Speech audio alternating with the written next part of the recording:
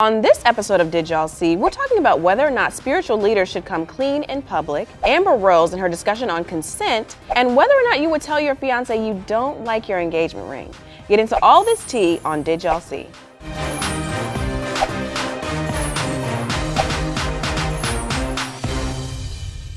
Welcome to another episode of Did Y'all See. As you can see, it's just a trio today. Jasmine is busy. So, ladies, are you ready? Yeah. Okay. So, did y'all see that gospel singer Israel Houghton recently released a statement on Facebook, which is the way to do things now, saying that his marriage to his wife was coming to an end after 20 years or something like that. And he was saying that, you know, they had been separated for a while, but the marriage is ending because of infidelity. And he just wanted to address this publicly because, you know, he's a public figure and he has fans or whatever who look to him, you know, as inspiration. So I guess the question is whether or not spiritual leaders should be held to a higher standard and whether they should make public apologies when they mess up like that in their personal lives. What do you guys think? Absolutely not. I thought it was, no, like, I love him. I love his, right. I love him. I love his group Israel and New Breed. Very anointed. But I think people have to understand that just because someone is a gospel artist, that they are human, and that doesn't mean that they shouldn't tell us if you're doing it in a testimony format and you were moved by the Spirit, cool, I get it.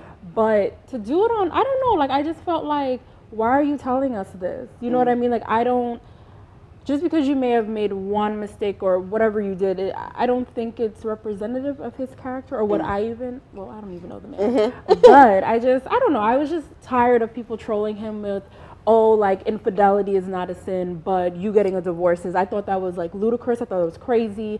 And I don't know, I think it just gives people who are in the church just another reason to, like, you know, I guess pit one against one another, like the whole marriage and you're married, I'm divorced. And I only say that because when my mother got a divorce from my father, it was this big thing, like, in our family because certain people were like, oh, like, she's gonna go to hell, and it's like, but your mom is, like, still getting a Coach bag even though your dad is, like, out here. Okay.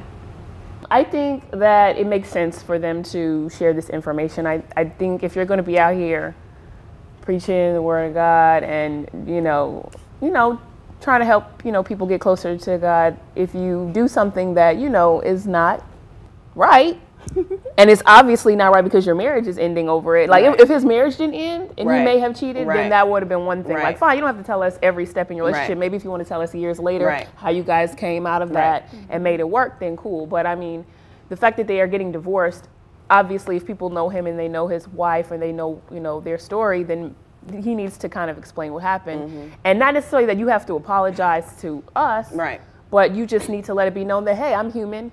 I made this mistake, and now I'm working to rectify this, situation any way possible. I don't think there's anything wrong with doing that. But I mean, Facebook, whatever, it could have been done maybe in a different fashion, but there's no right way to tell everybody that I did something like this. You could get on an interview and tell them, and somebody would still have a bad taste in their mouth. So, I mean, you got to do what you got to do. As a man of God, or a woman of God, or anything, if you know you've done something that will probably come to light anyway, you should just go ahead and say, yeah, so I did that. So. Yeah, I think so too. I think, people in the church are held to, like, a higher standard. So it's different than you and I, who aren't in front of people singing from a pulpit every day or, every week or whatever, committing an adultery versus someone who's, like, literally representing God on stage. And like you said, it's going to come out anyway. So I think it's better just to be in front of it. Like, this is what happened. And I don't think obviously people shouldn't condemn him for it. Like, he and his wife, they're dealing with that. And infidelity is grounds for divorce, biblically speaking. So I don't know why people are, like, trying to shame him for getting a divorce. I mean, it's not our place to try to shame him, you know what I'm saying? Because all of us have our stuff.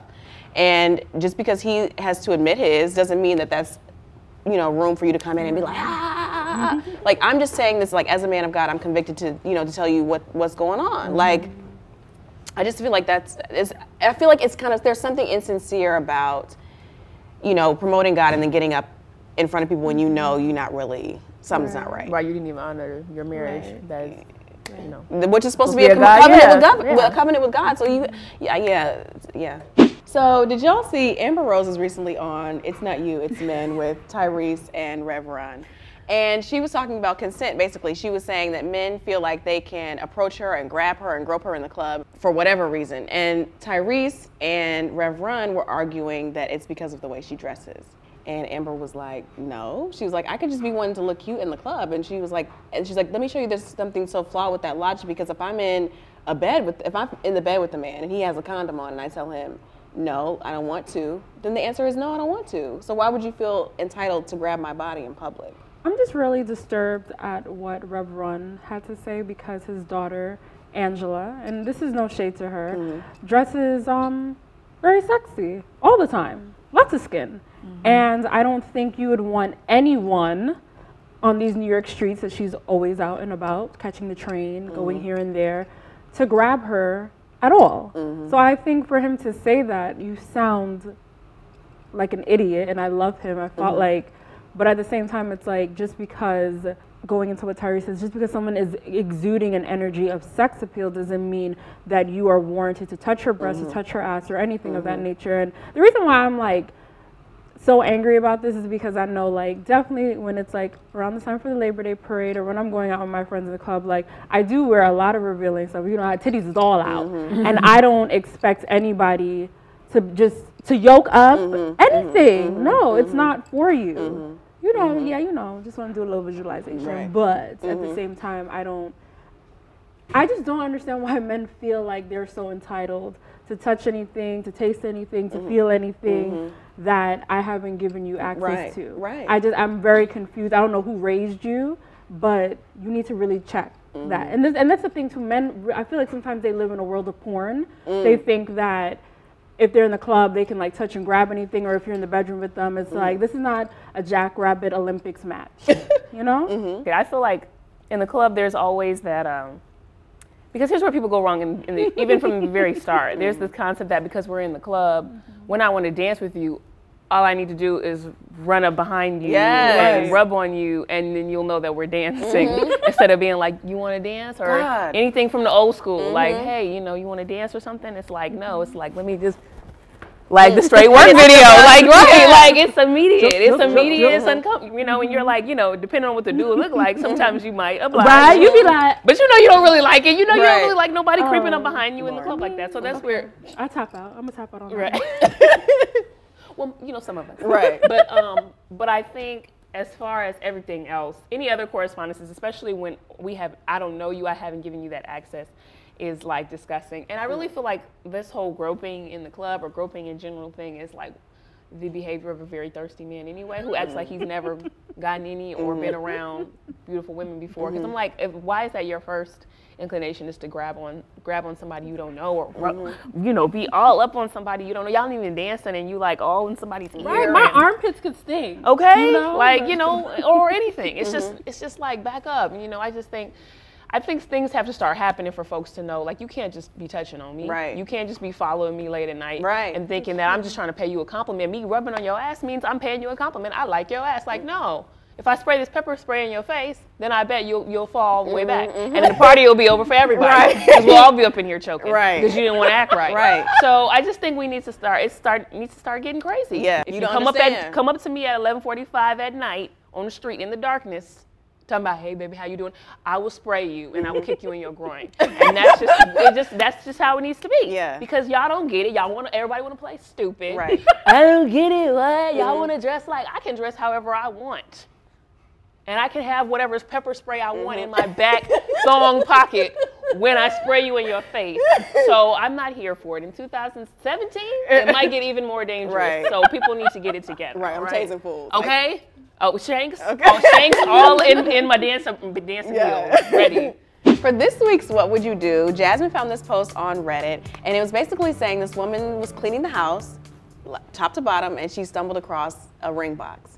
And she opened it up, and it was an engagement ring that her boyfriend is thinking about presenting to her, she assumed. And she's like, you know, I'm looking at the ring, and I just really don't like it. So Jasmine asked the question, like, would you tell your boyfriend, fiancé, that you don't like the engagement ring that he purchased? Why or why not? If it's not me, then we have to try again. it'll save you a ring upgrade in a few years. Think about it like that. I think, I don't know, I wouldn't wear it, even though we're engaged, like if it's not. You'd wait for the band? Yeah, like I would just be like, I'm gonna rock the band. Right, or turn it inside out. Right? It's just one of those situations that you just need an army of people to just help get it right. Because because sometimes I feel like men are like, no, I know her. Mm-hmm. I'm her best friend. I'm her soulmate. And it's like, not in fashion. Right. Something that Raven brought up to me, hey Raven, is that, which I thought was a really good point that I hadn't thought of, was the reality that she was saying, that someone else was saying. It kind of says a lot about the guy, and the fact that you didn't ask nobody, you don't know her taste, you didn't make a real effort to try to figure that part out. Like you just assumed you knew what a woman would like and just ran and did your own thing. Like, I know your heart is in a good place, but it's not really all about you. And it's not a good sign either. Right. And so I think, it's definitely important, like you said, to, even if you don't talk to my family or my friends, you need to talk to me. Mm-hmm. And you don't even have to be like, babe, I'm finna propose. Obviously, I'm finna propose soon. What kind of rings you like? Just, if y'all been together long enough, then hey, it doesn't hurt to just kind of be like, just kind of look at kind of the stuff that she wears, or just ask her like, so do you like this kind of stuff? You wear that? Like, yeah, I do. And then she'll probably know what's going on because we're not stupid. And we'll be like, actually, what I do like is so cut with a little diamond on the bottom, like something like that. Right. So yeah, I don't know when I would tell him, but if I really don't like it, because I did see a pink and black ring. I don't even know what the hell it was, but it was hideous, and I put it on Twitter yesterday. But I would totally be like, I don't want this, but I do want you. Right. I just don't want this. Exactly. Right. I feel like you absolutely have to say that. I mean, I wouldn't say until you actually presented it, because girl, that ring might be, you never know what that ring is about, and you don't want to play yourself like, I found a ring. He'd be like, this was for my other chick, Just wait until he presents it, and you're like, yes to the marriage and to the engagement, yes to all that, but let's really talk about this ring. So for this week's We See You, we're shouting out 106-year-old Virginia McLaurin. I don't know if you saw the video, but it did go viral. This beautiful little lady went into the White House and got to meet President Barack Obama and Miss Michelle. Hey, Michelle.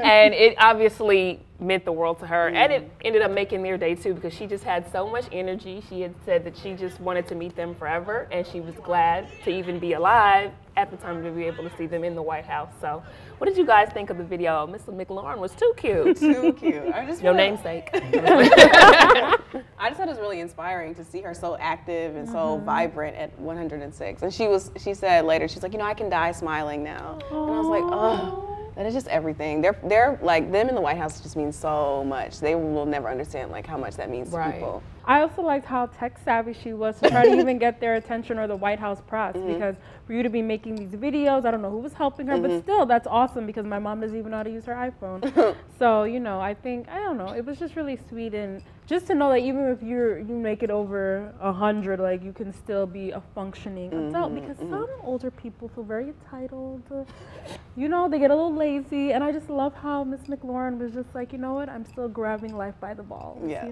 And dancing. Right, and dancing, Yeah. Girl. Yeah, I definitely agree. Grab them right by the balls, Miss McLaurin. So we see where we hope that when we're 106, we can be doing, if we want to live that long, that we can be doing just as much as you are. And, we're just glad to see all three of them black folks in the White House. So, amen. That's it for this episode of Did Y'all See? Be sure to let us know what you thought about all the topics below. For more videos like this one, be sure to subscribe to our YouTube channel at youtube.com/MadameNoire.